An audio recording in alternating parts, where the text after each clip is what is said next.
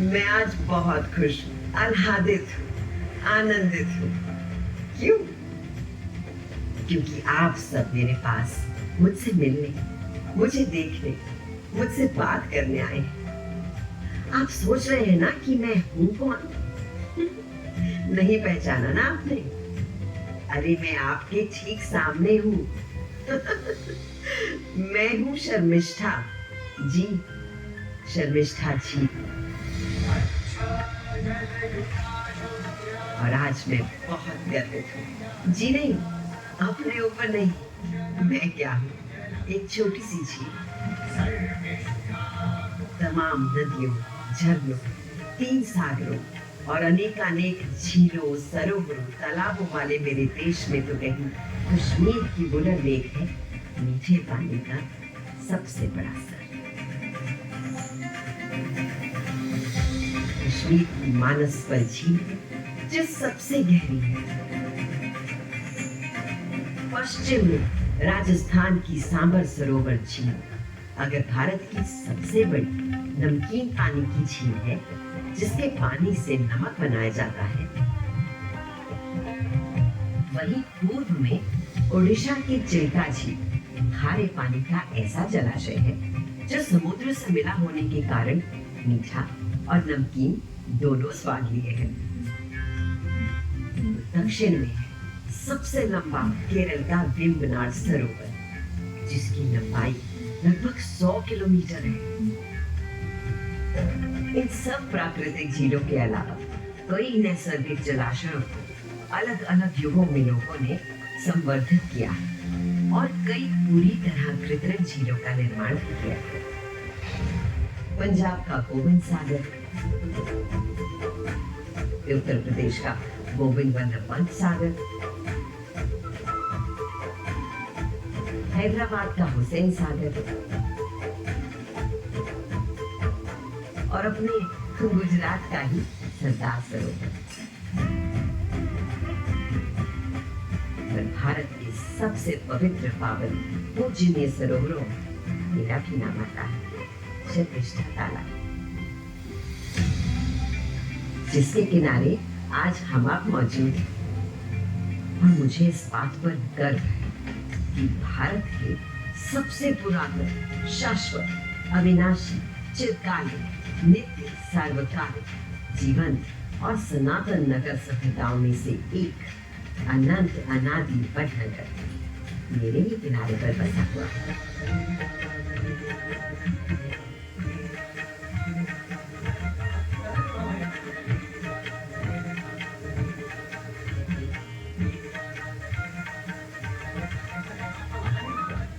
वैसे मेरा जन्म तो इस सनातन नगर से भी बहुत पहले का है।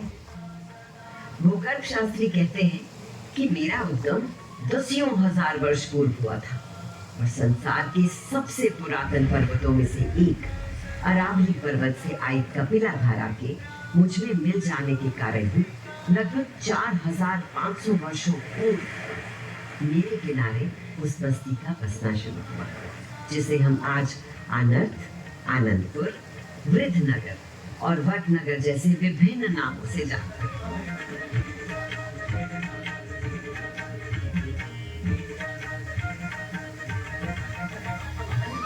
आगे चलकर लगभग 1200 वर्ष पूर्व सोलंकी शासनकाल में इस प्राकृतिक झील का संवर्धन करके इसे एक सदा नीरा, सुंदर, प्राणदायी स्थान बना दिया सोलंकी राजघराने ने। इतिहास बताता है कि कुमार दुर्लभ राज ने मुझे सदा नीरा बनाने इस जलाशय को साबरमती नदी से जोड़ने की सोची, किंतु पानी सीधे यहाँ लाने की बजाय वो साबरमती के जल को पहले शंख तीर्थ विश्वामित्र नाम के जलाशय में ले गए और फिर वहां ठहरने के बाद वो जल एक और जलाशय नागतीर्थ नागधारा में भेजा गया। वहां और साफ होने के बाद पत्थर की दीवारों से बने जलपथ से होता हुआ सारा साफ पानी मुझ तक पहुंचाया गया। इस प्राचीन किंतु सदा नवीन यानी अनंत अनादि वडनगर की संस्कृति का सबसे पुरातन वर्णन स्कंद पुराण में मिलता है। साथ ही गिरनार में मौजूद अशोक के शिलालेख भी इस जगह के सहस्राब्दियों पुराने महत्व को साफ दर्शाते हैं। कभी आनंदपुर के नाम से संसार में विख्यात इस नगर की प्राचीनता का एक और प्रमाण है आनंदपुर राज की पुरानी मृणमोहरे और धातु मुद्रण। यहाँ नगर द्वारों के साथ नगर के चारों ओर कभी मौजूद था एक मजबूत परकोटा। किसी काल में मिट्टी पत्थर, कभी किसी समय कच्ची पक्की ईंटों की ये दीवार और इसकी 7 परतें आज तक इस शाश्वत नगर के अनंत इतिहास की साक्षी और सैलानियों के लिए एक बहुत बड़ा आकर्षण है। कभी अनंतपुर के नाम से प्रसिद्ध ये नगर एक समय दूर और पास के देशी विदेशी नगरों को जोड़ने वाले व्यापार मार्ग के ऐसे चौराहे पर स्थित था कि यहाँ बनने और यहाँ बिकने वाली तमाम वस्तुएं दूर दराज के इलाकों तक जाती थी। यहाँ की चीजें मेसोपोटामिया और कदाचित रोम तक भी जाती थी। उस समय की सागर यात्राओं की साक्षी है यहाँ मिलने वाले मिट्टी के मर्तबान और तरह तरह के घट और घड़े। ये स्पष्ट है कि सिंधु सरस्वती सभ्यता के उत्कर्ष काल में धोलावीरा और लोथल जैसे नगरों का समांतर शहर था वडनगर। और क्या पता यहाँ के लोगों का धोलावीरा नगर में आना जाना हो और जल संसाधनों और स्वच्छता शुचिता के प्रबंधन विस्तारण में इन दोनों नगरों ने एक दूसरे से सीखा हो। क्योंकि जल संवरण और प्रबंधन के बारे में यहाँ जलाशयों, कुओं, प्राकृतिक तालाबों, नदी और कपिला नहर पर किया गया काम अद्वितीय है। उसी तरह लोथल जैसे समुद्र पत्तन से भी शायद वडनगर का संबंध रहा हो, जहां से वडनगर में बनी वस्तुएं दूर देशों तक आती जाती रही।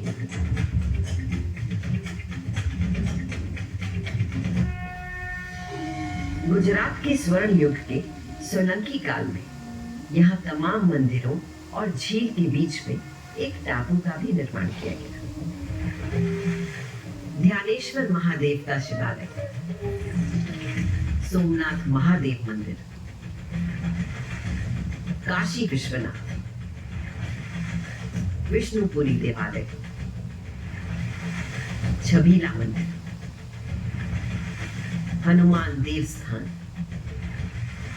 आशापुरी माता मंदिर, शीतला माता और अमथेर माता के मंदिर, भुवनेश्वरी मंदिर, गौरी कुंड और स्वामी नारायण मंदिर आदि यहाँ प्रतिष्ठित और पूजित है। इन सनातनी देवघरों के अलावा एक पुरातन बौद्ध विहार और 2 जैन देरासरों के चिन्ह भी यहाँ मिलते हैं।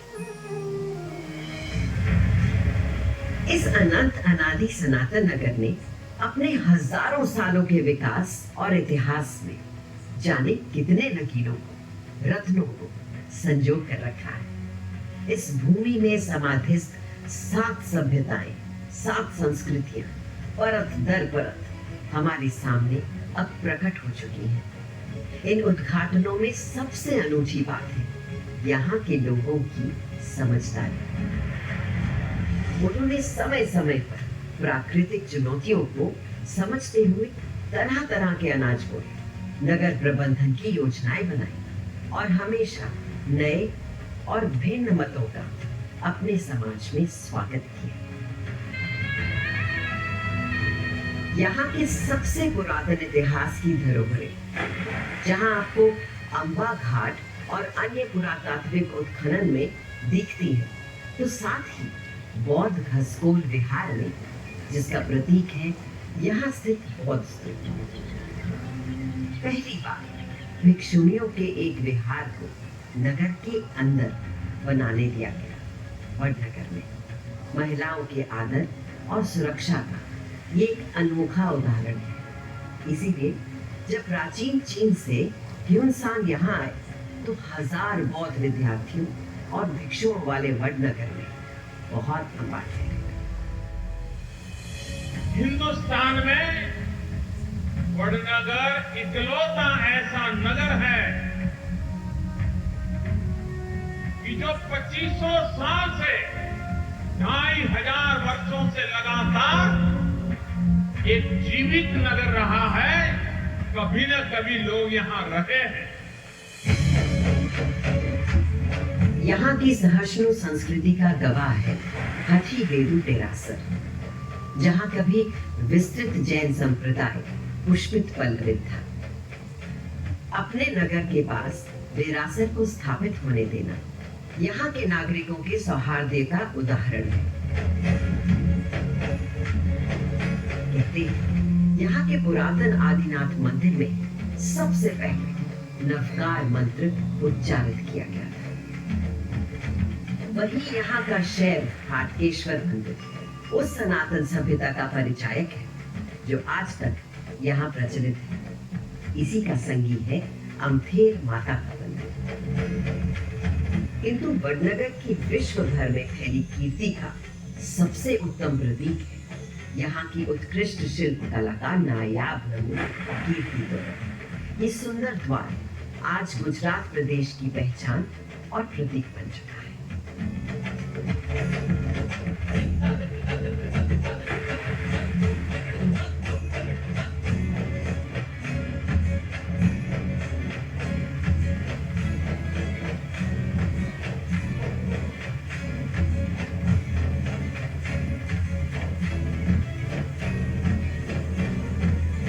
पर इस अनंत अनादि वडनगर की असली पहचान है यहाँ के लोग।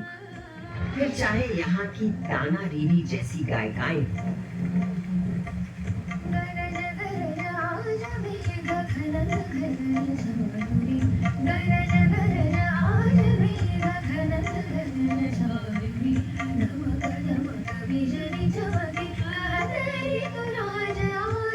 या यहाँ से निकले नागर ब्राह्मण,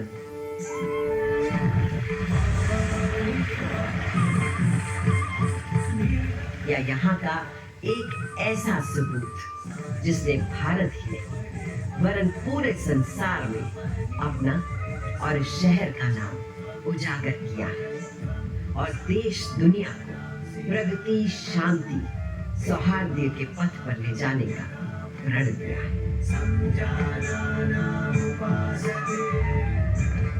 आज यहाँ के उत्सव, यहाँ की कला के नमूने, यहाँ बन रहे नए संग्रहालय सब एक ऐसी प्रगति की ओर इंगित कर रहे हैं जहाँ ये प्राचीन नगर पुनः अर्वाचीन होने के पथ पर अग्रसर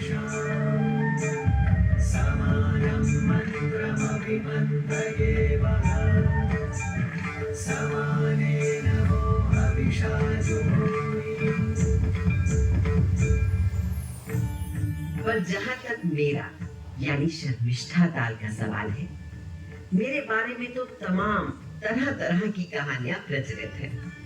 मैं सत्य और तथ्य के झगड़े से दूर हर कहानी को सुनती हूँ और उनका मजा भी उठाती हूँ। पर पता है आपको, मुझे अपने बारे में प्रचलित कौन सी कहानी सबसे अधिक पसंद है? चलिए सुनाती हूँ। ये है महाभारत काल से बहुत पहले हुए राजा ययाति और उनकी 2 पत्नियों की कहानी। बात तब की है जब इस संसार में देवों और असुरों का राज था। उन दिनों असुरों के राजा थे वृषपर्व और असुरों के गुरु थे शुक्राचार्य। राजा वृषपर्व की बेटी थी मैं, शर्मिष्ठा, और गुरु शुक्राचार्य की पुत्री थी देवयानी, मेरे बचपन की सबसे अच्छी सहेली। पर वो सहेलियां ही क्या जिनमें एक दूसरे से असीम प्यार ना हो और फिर यदा कदा तकरार और कभी कभार रार ना हो, यानी लड़ाई ना हो। उस दिन हम दोनों इसी सरोवर में स्नान कर रही थी। नहाने के बाद जब मैं जल से बाहर आई तो खेल खेल में ही देवयानी ने मेरे यानी राजकुमारी वाले कपड़े पहन लिए। जब मैं तालाब से निकली तो मेरे पास और कोई चारा ही नहीं था सिवाय इसके कि मैं उसके कपड़े पहनी। पर ये बात मुझे बिल्कुल पसंद नहीं और मैं भड़क उठी। देवयानी, तेरी हिम्मत कैसे हुई एक राजकुमारी के कपड़े पहनने की? क्षमा करना, मैं घर लौटते ही तुम्हारे कपड़े वापस भिजवा दूंगी। नहीं, मुझे मेरे कपड़े अभी चाहिए। कोई और राजकुमारी के कपड़े पहने ये मुझे बर्दाश्त नहीं। तो फिर ठीक है, तू भी मुझे मेरे कपड़े वापस कर दे। पहले तू मुझे मेरे कपड़े वापस कर देवयानी। नहीं, पहले मुझे मेरे कपड़े चाहिए। मुझे मेरे कपड़े पहले चाहिए देवयानी। हाथ छोड़, तू ये ठीक नहीं कर रही है। नहीं नहीं, मुझे समझ में क्या चाहिए? बचाओ! कोई है? बचाओ! बचाओ! देवयानी चिल्लाती रही, चीखती रही, पर मैं नहीं रुकी। धीरे धीरे रात हो गई और कोई नहीं था जो देवयानी की पुकार सुनता और उसे बचाता। तभी घोड़े पर सवार चंद्रवंशी राजा ययाति शिकार के बाद उस रास्ते से गुजरे। उन्होंने जब एक स्त्री के चिल्लाने की आवाज सुनी तो वो कुएं के पास गए और उसमें फंसी हुई लड़की को उन्होंने निकाला। मशाल की रोशनी जब उन्होंने देवयानी को देखा तो फौरन उस पर मोहित हो गए।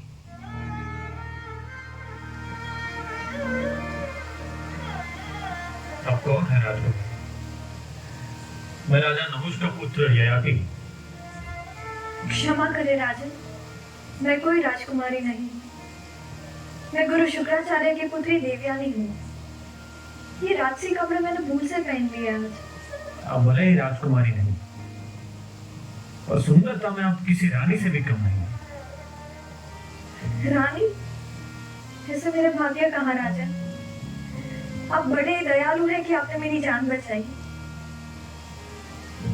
तो क्या इसके बदले मैं कुछ मांग सकता हूँ? ये अभागी आपको क्या ही दे सकती है राजन। आपका हाथ, आपका साथ।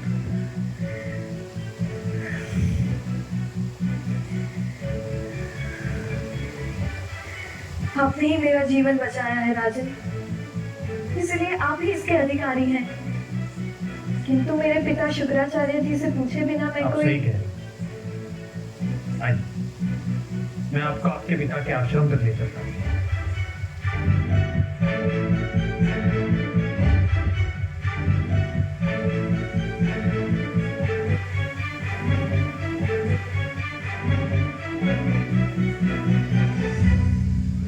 पिता शुक्राचार्य के पास पहुंचते ही देवयानी ने उनको मेरे दुर्व्यवहार के बारे में बताया। शुक्राचार्य क्रोध में आकर सीधे मेरे पिता असुरों के राजा वृषपर्व के महल में जा पहुंचे। सुनो वृषपर्व, हो गए तुम राजा और मैं तुम्हारा गुरु हूं। मेरी पुत्री को मारने की साजिश तुम्हारी बेटी ने की है। अगर तुमने उसे सही सबक नहीं सिखाया तो मैं, तुम असुरों का गुरु, तुम्हें ऐसा श्राप दूंगा कि तुम सब मेरी सिखाई सारी विद्याओं को भूल जाओगे। नहीं, नहीं गुरुदेव, आप तो जानते हैं मैं आपका कितना सम्मान करता हूँ। मैं अभी शर्मिष्ठा से कहता हूँ कि वो आपकी क्षमा मांगे। शर्मिष्ठा! मैं आपसे हाथ जोड़कर क्षमा मांगती हूँ गुरुदेव। लोग सही कहते हैं कि क्रोध मनुष्य की बुद्धि को नष्ट कर देता है, और मुझे इतना क्रोध करने का कोई अधिकार नहीं था कि मैंने अपनी सहेली देवयानी को कुएं में धकेल दिया। तो फिर मुझसे नहीं, अपनी सहेली से माफी मांगी। देवयानी, यहाँ आओ। देवयानी, मेरी सहेली, मैंने हमेशा तुझे अपनी बहन माना है, किंतु आज अपनी गलती के लिए मैं तुझसे हाथ जोड़कर क्षमा मांगती हूँ। तुझे हमेशा से इस बात का दम था ना कि तू एक राजकुमारी है और मैं बस एक सेवक की बेटी। मैं तुम्हें तभी माफ करूंगी जब तुम मेरी सेविका बनना स्वीकार करोगी, क्योंकि तब तुम्हें मेरे दर्द का आभास होगा। ठीक है पिताजी,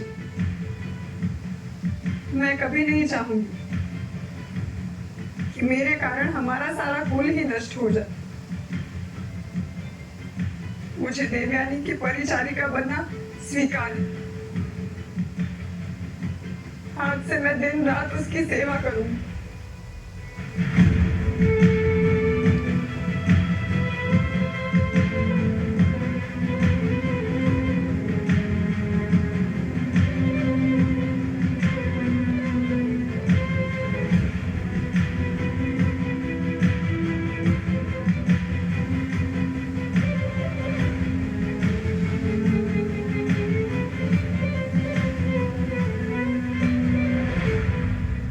इस तरह मैं अपनी सहेली देवयानी की सेविका बनकर उसके घर चली गई।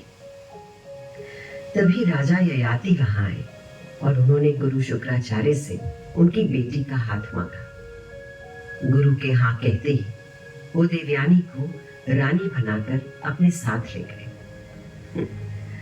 प्रथा के अनुसार मुझे भी दूसरी सेविकाओं की तरह रानी देवयानी के साथ ही विदा कर दिया गया। ससुराल में राजा ययाति और रानी देवयानी सुख से रहने लगे। थोड़े दिनों में देवयानी को एक पुत्र हुआ। बेटे के आने से राजा ययाति खुश थे, पर कहीं अपनी रानी देवयानी के व्यवहार से दुखी। धीरे धीरे उन्हें समझ में आ गया था कि उसमें अच्छी रानी बनने वाले गुण कम थे। तभी एक रात जब राजा ययाति बेचैनी से महल में टहल रहे थे, तो उन्होंने देखा कि सब तो सो चुके हैं, किंतु उनकी रानी की एक परिचारिका यानी मैं रात होने के बाद भी बड़े सलीके से सब कुछ सजाने में लगी हुई है। जैसे ही ययाति ने मुझ सेविका को देखा, वो मुझ पर मोहित हो गए।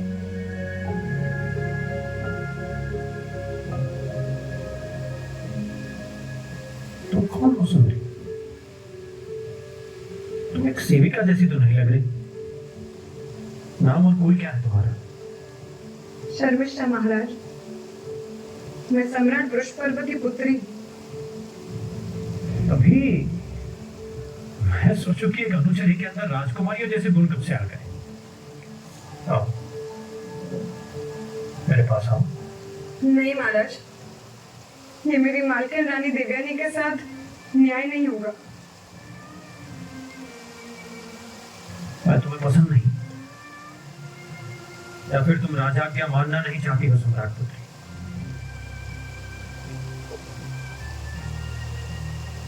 मैं तुमसे केवल ठिठोली करना नहीं चाहता हूं। मैं तुम्हें अपनी दूसरी रानी बनाना चाहता हूं।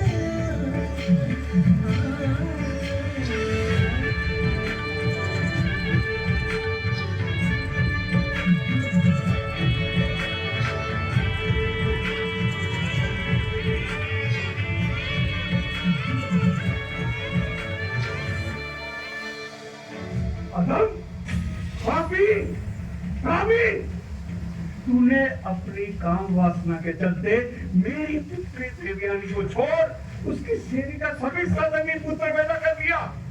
नराधम, मैं तुम्हें श्राप देता हूं कि इस यौवन में तू बूढ़ा हो जाए, जिससे तेरी ये काम वासना का अंत हो जाए, जिसके कारण ये सब पाप तुम्हें किए हैं।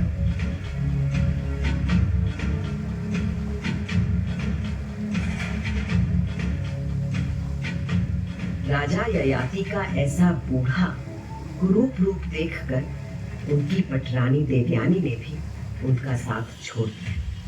किंतु मैं शर्मिष्ठा एक सच्ची भक्त पत्नी सेविका की तरह अचल अटल उनकी सेवा करती रही। मैंने शुक्राचार्य जी को भी बहुत मनाने की कोशिश की। बहुत समझाने बुझाने मनाने के बाद शुक्राचार्य जी ने इस शर्त के साथ अपना श्राप वापस लेने की बात की कि यदि ययाति का कोई पुत्र उनका बुढ़ापा अपने सर ऊपर ले ले तो वो फिर से युवा हो सकते हैं। देवयानी के पुत्र ने तो अपने पिता की मदद करने से इनकार कर दिया, किंतु मेरे कहने पर मेरे पुत्र पुरु ने अपने पिता का श्राप अपने ऊपर ले लिया। देखते देखते वो युवा वृद्ध हो गया और बूढ़े राजा ययाति फिर से जवान। प्रसन्न होकर राजा ययाति ने मेरा धन्यवाद किया और कहा, मेरे बाद मेरी गद्दी पर आपका पुत्र पुरु आसीन होगा देवी शर्मिष्ठा, और देवयानी का पुत्र या उसके वंशज कभी राजा नहीं बन पाएंगे।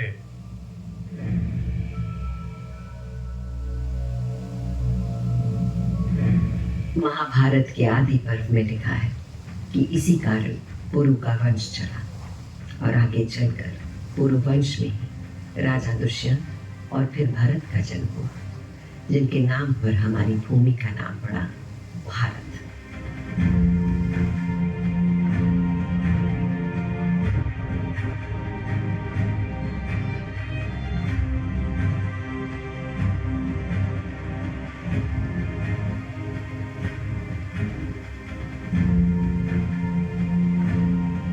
पता नहीं कब आगे चलकर राजपुत्री से सेविका और फिर सेविका से रानी बनी मुझ शर्मिष्ठा के नाम पर ही इस विशाल जलाशय का नाम कहलाया शर्मिष्ठा ताल। और एक बार फिर भारतवर्ष के मूल मूल्यों की पुष्टि हुई, जहां त्याग, क्षमा, दया, सौहार्द ही सबसे बड़े होते हैं। आइए आज आप भी इस वडनगर में और मेरे किनारे बैठकर मेरे जल को छूकर कामना करें कि हम सबके जीवन में भी वही धनात्मकता, वही ऊर्जा, ओज और आह्लाद भर जाए जो कभी उस कहानी की शर्मिष्ठा के जीवन में था। आज नए भारत में पुनः मेरे भाग जागे और यहाँ के घाटों का पुनरुत्थान किया गया है। देखिए, आपको यही बैठे बैठे वडनगर के तमाम दर्शनीय स्थलों का दर्शन भी हो जाएगा।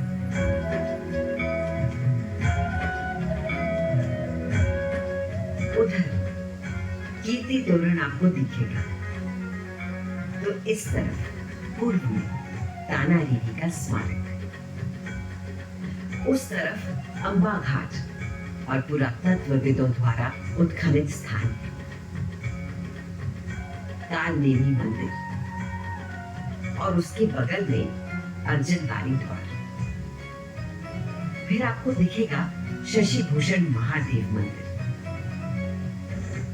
तत्पश्चात सूर्यमुखी हनुमान मंदिर और पास ही मुगल कालीन मस्जिद। 3 दरवाजा से थोड़ी ही दूर पर है महाकाली मंदिर। उस ओर पुरातात्विक खोजों का स्थान है, जहां हजारों वर्षों पूर्व के जीवन के तमाम चिन्ह और एक ऊंची दीवार भी वडनगर के समयातीत इतिहास की कहानी सुनाते हैं। और वो उधर है नागधारा और बीच बीच में है तमाम पूजा स्थलों का केंद्र।